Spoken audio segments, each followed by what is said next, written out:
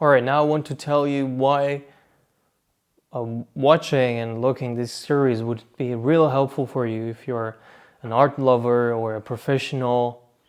And for me, art is more than a craft and technique. It's a way of seeing, a way of learning and knowing things. So knowledge is really crucial in our work. And ultimately, becoming an artist is a way of being. So we're going to talk a lot about that aspect as well, which is more philosophical.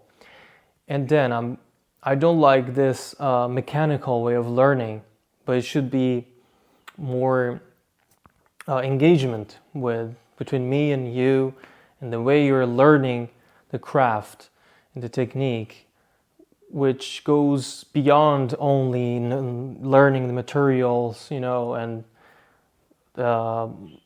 the techniques, or learning how to hold a pencil, or how to use the colors, etc. And the learning outcome at the end of all these 3 courses, which is basic, intermediate, and advanced, is that each lesson is structured to help you engage with multiple levels of understanding of art in general. For example, you're going to learn the fundamental principles of drawing, the rule of observation and perception. That's really important in our work. We have to work on our perception of the world before starting to draw that.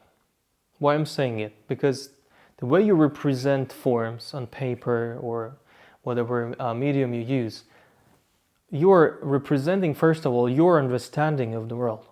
And that's your perception. I always use the example of camera oscura.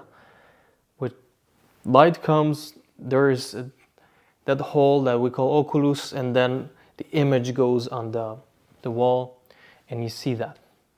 Artist is exactly in between the world, the outer world, and then that room where you see the image, of the world. But in between, there's a translation. A translation happens, and that's the role of artist. So your perception of the world out of your mind, and what you see comes here on your hand and guides that.